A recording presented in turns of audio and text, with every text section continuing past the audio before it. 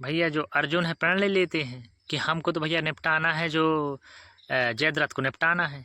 काहे निपटाना है भैया? इसलिए निपटाना है कि उसकी वजह से हमारा बेटा निपट गया है। तो अर्जुन है जो प्रण ले लेता है कि भैया हम तो मारेंगे जयद्रथ को, चाहे कैसे मारें, और आज की आज ही मारेंगे। और यदि हम ना मार पाए तो हम दाह संस्कार कर लेंगे।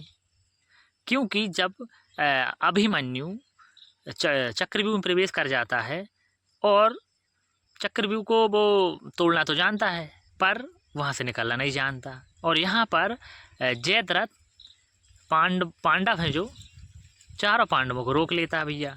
और जब रोक लेता है और तो रोक लेता है तो वो वहाँ प्रवेश नहीं कर पाते। वहाँ प्रवेश नहीं कर पाते तो अभिमन्यु को मार दिया जाता है।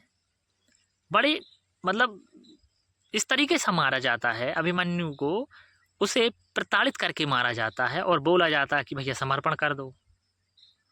अभिमन्यु तो अभिमन्यु भैया, हम ठहरे अर्जुन के लड़के, हम काहे को समर्पण करें।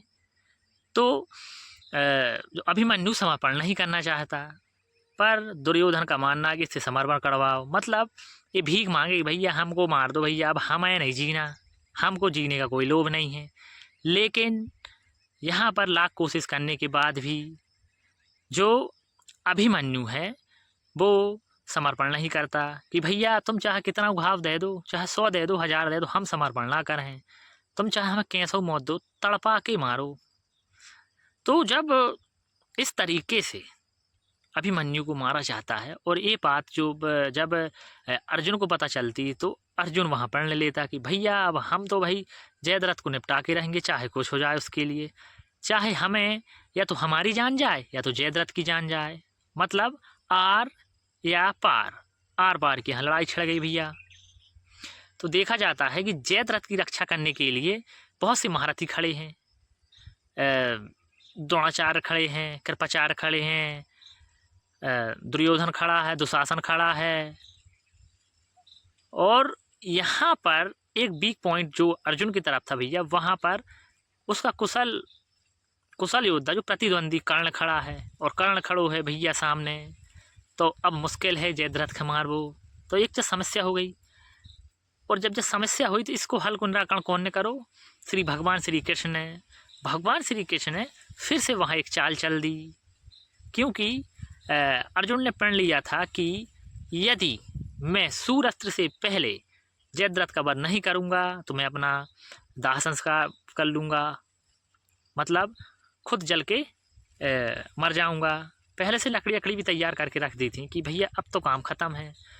और वहाँ पर भगवान श्री कृष्ण ने चाल जा चली भैया कि सूर्य को ढक दिया गया बादलों से, या तो यूँ बोले कि उस टाइम पे ग्रह था राहु का, है ना।